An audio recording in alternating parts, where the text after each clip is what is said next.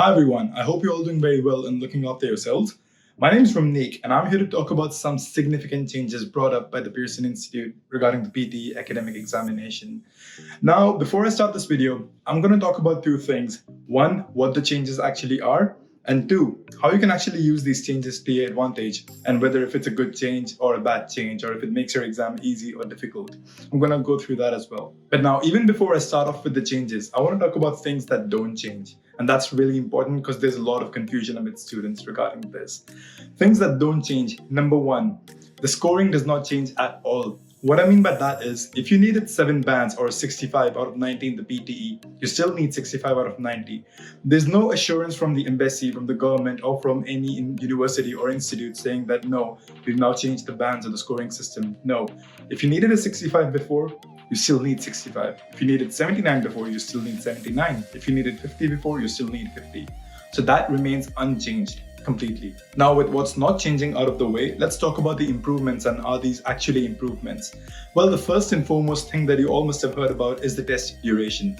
So if you've given the PTE already, or if you're planning on giving the PTE before the 16th of November, you would know that the test is 3 hours long. And the test is again divided into 4 different modules. But this time, after the 16th of November, that means the 17th of November this year, 2021 onwards, the test will be for 2 hours. That's the biggest and most significant change.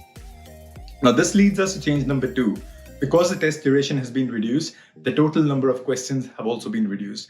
Now, don't get me wrong here, the number of exercises still remain the same. There's still 20 exercises in the examination, just like they've always been.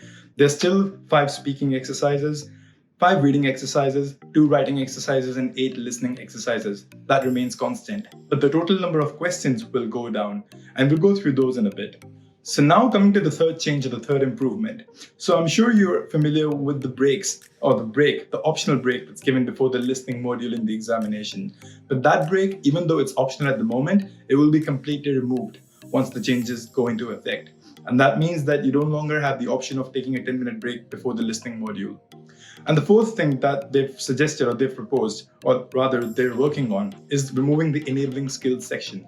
So if you have a look there on the scorecard, down at the bottom you can see the key attributes, wherein they talk about how many marks you got for your grammar, vocabulary, spelling, pronunciation, fluency, and all those things. Now what they've decided to do is replace that with a feedback section. What that means is that they're actually trying to help you with your attempt and seeing which areas you can improve on. Now at this stage, we don't know what that looks like or what that's going to look like in the future because we haven't received that yet. But once we have that, make sure you keep watching videos and so that you know what the changes are like. Once we have those changes in front of us, we will be the first ones to let you know. And now the fifth thing. Well, this is not really a change, but it's just an addition, trying to reach more and more students in shorter time. What they've done is they've also added the option of taking the test from home. Yes, you don't need to book a test center. I've had so many students say that, the next date available is not until 1 month or until 2 months, and their visa is going to expire before that, or the university intake is before that.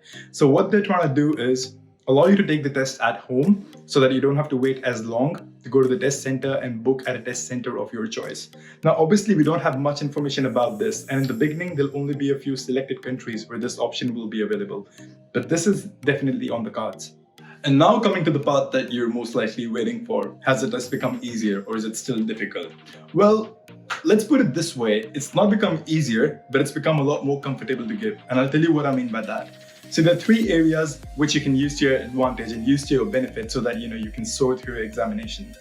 Number 1, because this test is now 2 hours instead of 3 hours, you stay fresh till the end.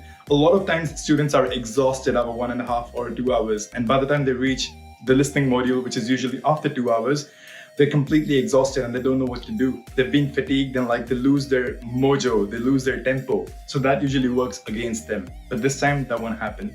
Secondly, and highly significant these days, if you're giving your PTE examination in any center of the world, you're asked to wear a face mask. Even if you're the only one in the examination center, you're still asked to wear a face mask.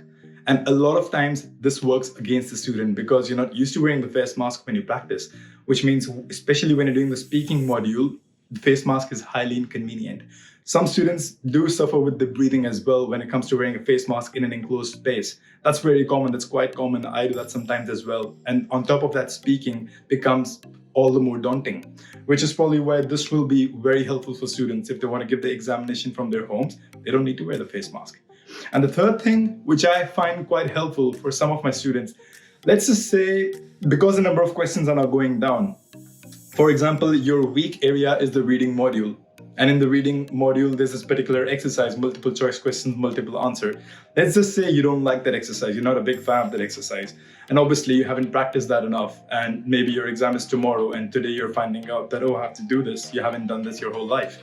You go to that's a hypothetical situation, but you go to the examination hall and you sit for the exam. Earlier on, you had at least 4 or 5 MCQs, multiple answers. But now you're only going to have 1 or 2 multiple choice, multiple answer questions.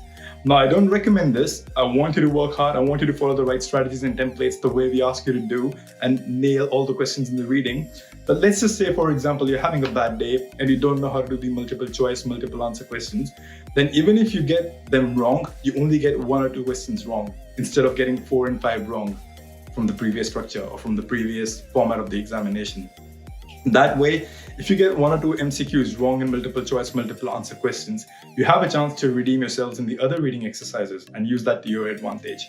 So while I said these 3 advantages that I've spoken about don't necessarily make the exam easy for you, but what they do is they make it a lot more comfortable or a lot more giveable for you.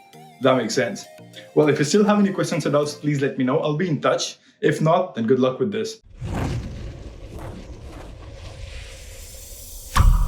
Maven Consulting Group.